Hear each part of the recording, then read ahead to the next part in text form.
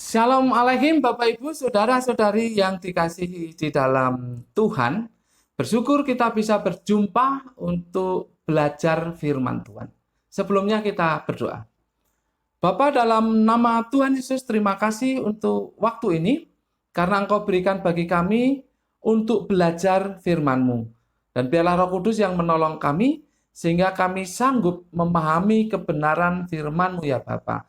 Dalam nama Tuhan Yesus. Haleluya. Amin. Bapak, Ibu, saudara-saudari yang dikasihi dalam Tuhan, hari ini, Rabu, 18 November 2020, kita akan belajar dari 1 Raja-Raja, pasal yang ke-18, ayat 16 sampai 19.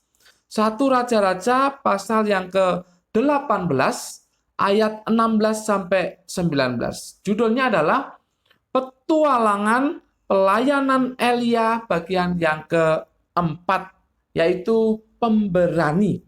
Petualangan pelayanan Elia bagian yang keempat, yaitu pemberani.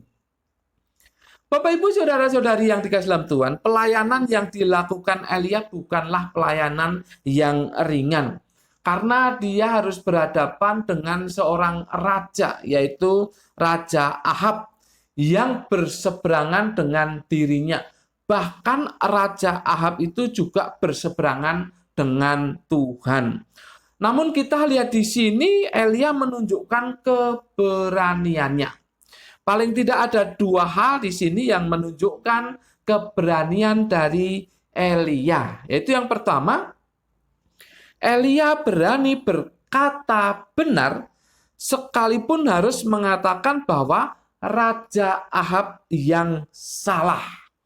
Elia berani berkata benar sekalipun harus mengatakan bahwa Raja Ahab yang salah. Kita baca ayat 17 dan 18. Demikian.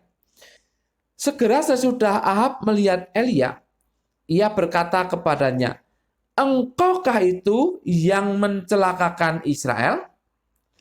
Jawab Elia kepadanya, "Bukan aku yang mencelakakan Israel, melainkan engkau ini dan kaum keluargamu. Sebab kamu telah meninggalkan perintah-perintah Tuhan, dan engkau ini telah mengikuti para Baal." Kalau kita perhatikan di situ, di ayat yang ke-17, ada tuduhan Raja Ahab kepada Elia. Dia mengatakan, "Engkaukah itu yang mencelakakan Israel?" Kata mencelakakan di dalam bahasa Ibrani adalah akar. Itu ada 3 pengertian dari kata tersebut. Yang pertama, digambarkan seperti seseorang sedang mengaduk air yang tenang. Air yang tenang dia aduk, itu gambarannya. Ini artinya mengganggu atau membuat masalah. Elia dianggap telah membuat masalah bagi bangsa Israel. Pengertian yang kedua, membuat tabu atau membuat najis. Elia dianggap telah membuat bangsa Israel tabu atau najis yang perlu disingkirkan. Ini tuduhan dari Ahab. Kemudian yang ketiga, memotong seseorang dari sesuatu. Artinya Elia dianggap telah memotong kehidupan bangsa Israel dari Tuhan. Ini adalah anggapan atau tuduhan yang salah, bahkan keterlaluan. Makanya Elia menjawab dengan sangat tegas di ayat yang ke-18.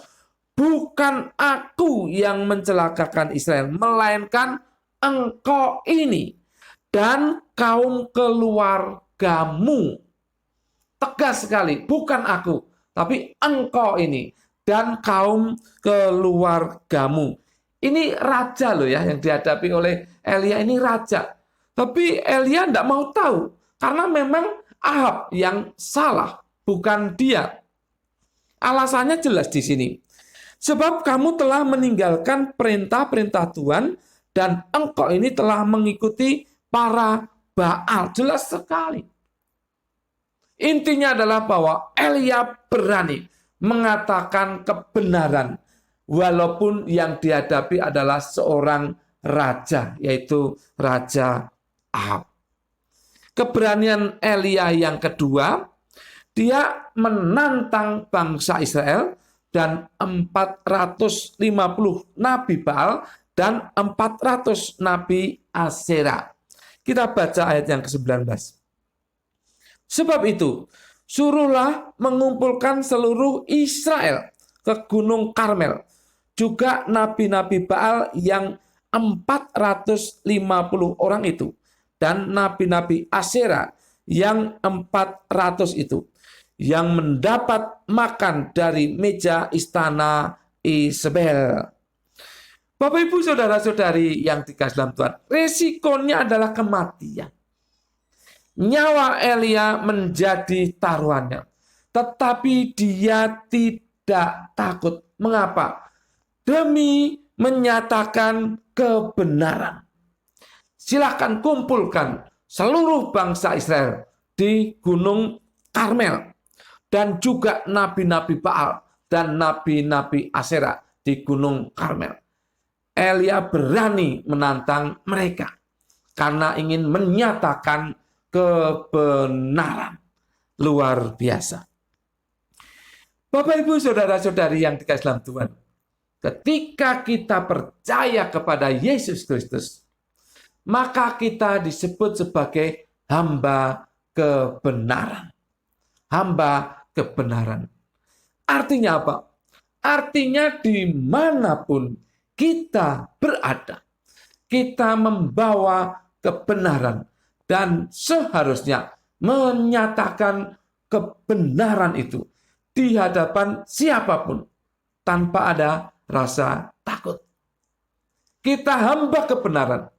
Jadi yang muncul dari keputusan kita, dari perkataan kita, dari tingkah laku kita adalah kebenaran. Apalagi kalau Anda adalah hamba Tuhan. Hamba Tuhan harus berani menyatakan kebenaran di hadapan semuanya, termasuk di hadapan jemaat-jemaat yang mungkin menjadi pendukung utama kehidupan jasmani gereja. Karena persembahannya banyak. Kalau dia memang salah, hamba Tuhan harus berani, tegas menyatakan kebenaran di hadapannya. Jangan pilih kasih. Kepada yang lemah, berani. Kepada yang kaya, tidak berani. Jangan pilih kasih. Hamba Tuhan harus berani menyatakan kebenaran kepada siapapun. Apalagi kepada orang-orang yang di lingkungannya. Di lingkungan dia berada. Dia harus berani menyatakan kebenaran. Bapak Ibu saudara-saudari yang dikasih dalam Tuhan, sebagaimana Elia dilindungi oleh Tuhan, ditolong oleh Tuhan, maka kita juga demikian ketika kita berani menyatakan kebenaran. Artinya, sebagaimana Allah berpihak kepada Elia, demikian juga Allah akan berpihak kepada Anda dan saya ketika kita berani menyampaikan kebenaran. Hidup kita adalah hidup di dalam kebenaran. Maka itu sampaikan kepada siapapun. Maka Allah yang dimuliakan itu akan memelihara dan melindungi Anda dan saya. Jadi beranilah menyampaikan kebenaran dimanapun kita berada. Karena itulah pelayanan kita. Amin. Mari kita berdoa. Bapa, terima kasih atas firman-Mu. Kami bersyukur karena Elia sudah memberi teladan bagi kami. Roh Kudus, tolonglah kami untuk bukan hanya merenungkan firman Tuhan ini, tapi melakukannya. Kami menjadi orang-orang yang berani menyatakan kebenaran kepada siapapun, karena Engkau ada di pihak kami. Dalam nama Tuhan Yesus, kami berdoa dan mengucap syukur.